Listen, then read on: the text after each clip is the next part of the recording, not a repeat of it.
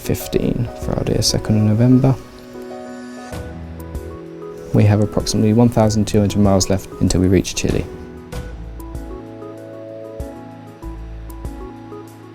Today I got shown how to do an engine room check properly and learn about what to check for and what to test.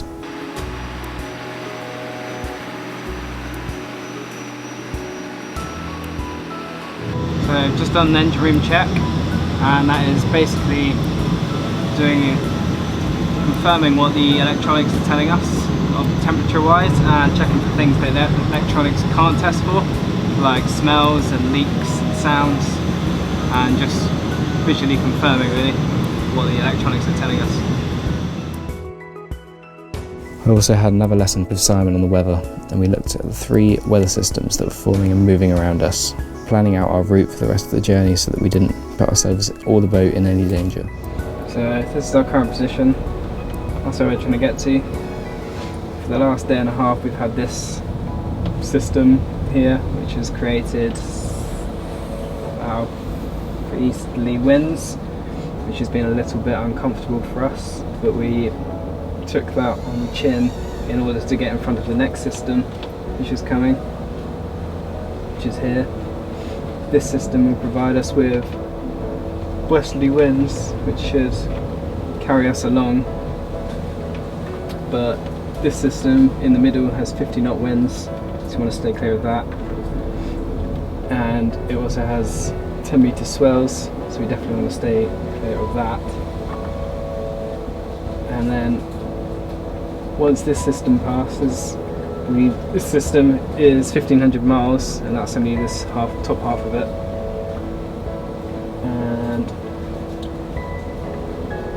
And once this one has passed, there's a 3rd system which we want to stay clear of, which is more northerly, but it seems to be dissipating out. And if we can get in front of this system, it gives us a safe arrival into Portimont. The rest of the day we mainly spent securing everything and making sure nothing could move about, as we were expecting 5 metre plus seas to hit tonight, growing to 7 to 8 metres over the following days.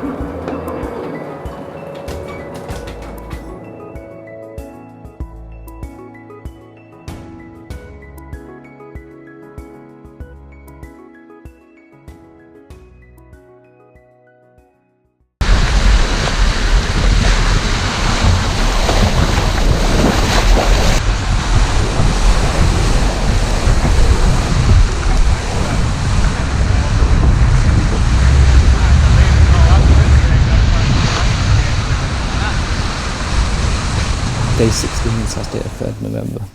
As forecast today, the swell had grown considerably overnight, making it fairly uncomfortable to sleep, and also forcing me to wear a seatbelt in bed so I didn't fall out.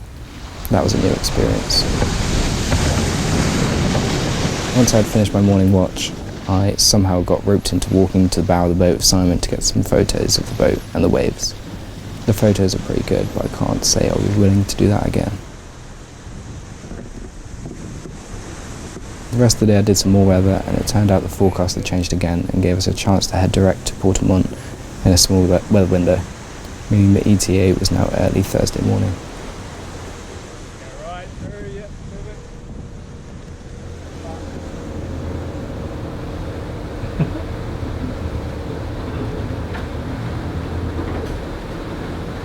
Oh, if only you could translate feel into the boat, I'm like, whoa!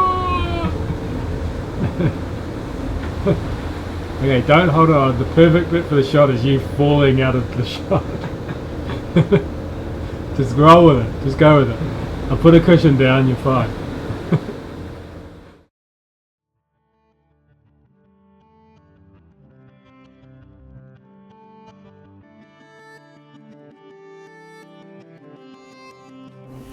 Sunday the 4th of November, day 17.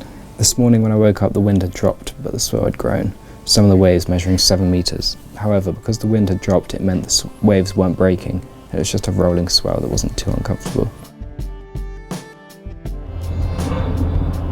So Dan, latest weather's down, and looks like our window is there to get in. So we're going to cut the corner and take a little bit of extra swell, but hopefully be able to get inside before the next system hits. Nice. So I'll get you to plot our position, and then we can work out when we need to arrive in order to make the gate. Okay. Because we're going into a narrow channel with lots of tide. Yeah. And the worst thing we want is wind and waves against current. And as you can see in the pilot books, we want to aim for just after low water. So current position is 34.13. Well, we'll say 34.14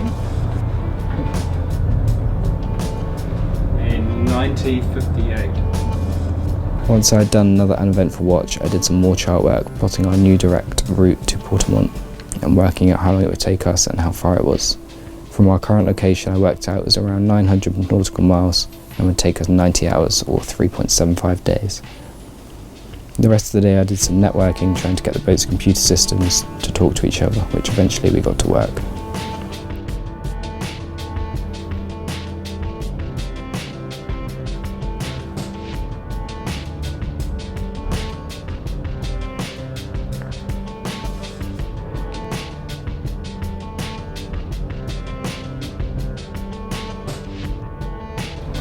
Unfortunately, we're not getting over here to Robinson Crusoe, but it means, and the great thing about hitting this early morning is we can be to Puerto Montt and we can run this whole area, coastal area, through the hours of daylight. And if we are going to get any fog or anything, then it's the best we possibly can.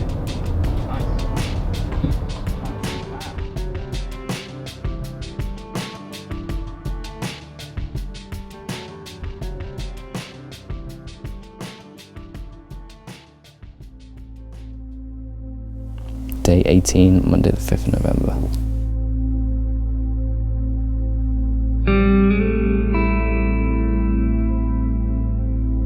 Today was a fairly busy day. I started running in the new charging cable for the emergency torch in the owner's cabin because it had a short circuit inside and now was not working. I then had a lesson on knots with Simon, how to tie them all, what they should and shouldn't be used for, and then I went through my MCA training book with Peter. And we went through all of the things I was competent with and had them signed off.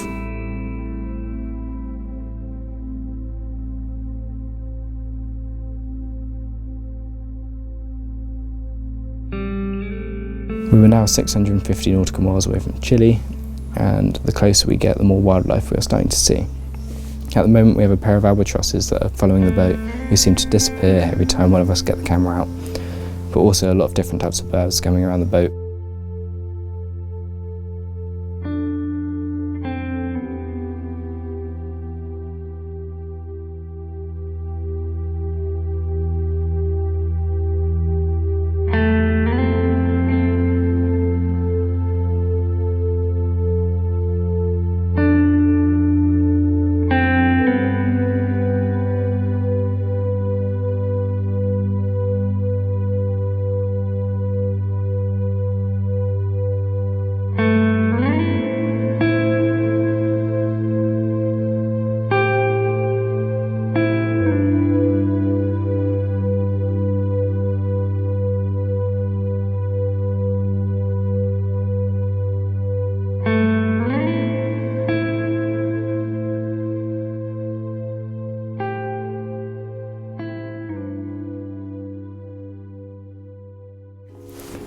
Day 19, Tuesday the 6th of November.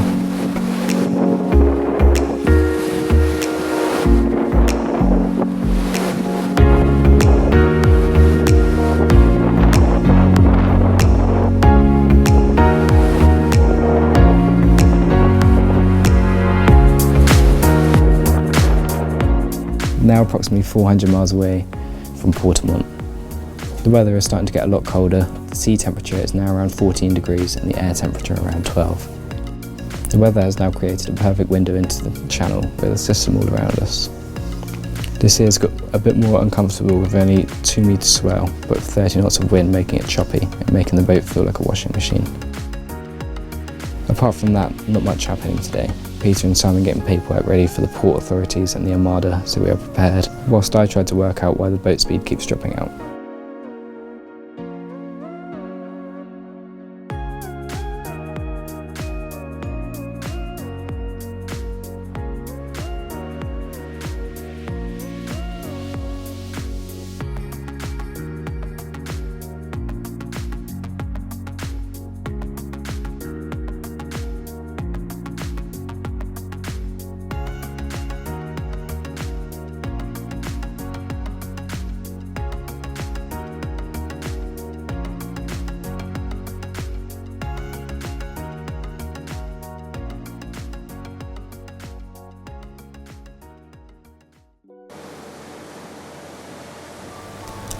Day 20, Wednesday 7th November.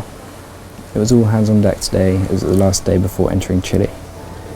This meant cleaning the inside of the boat from top to bottom and eating any fresh produce in the galley to avoid it being confiscated by customs. Other than spending most of the day eating and cleaning, Simon also had the chance to teach me how to use the sextant. This allows us to work out the angle of the sun from the horizon and works out our position. It's a bit more complicated than that, but in short, that's what happens. So Dan, what are we up to? So this is a sextant, and we are using it to measure the angle of the sun from the horizon, and we've accounted for all the errors. We do this at different points of the day to get different angles to work out our position. So, project the sun down onto the water, Yeah. and you're basically using that angle and that time. There's a giant circle around that point where you can only see the sun at that angle at that time. And that means that we are somewhere along that circle. It doesn't matter where we are, we know we're somewhere on that circle.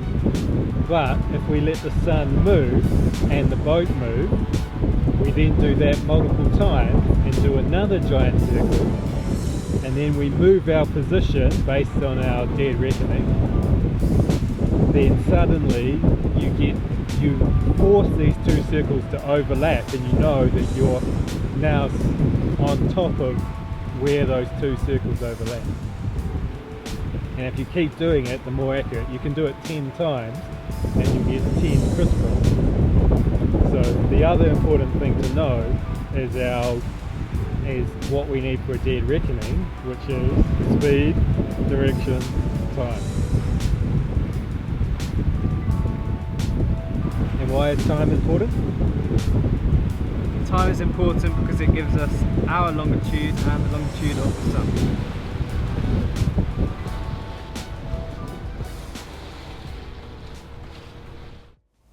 As we are now 150 miles away from the Chilean coast, we also saw our first boat off the trip.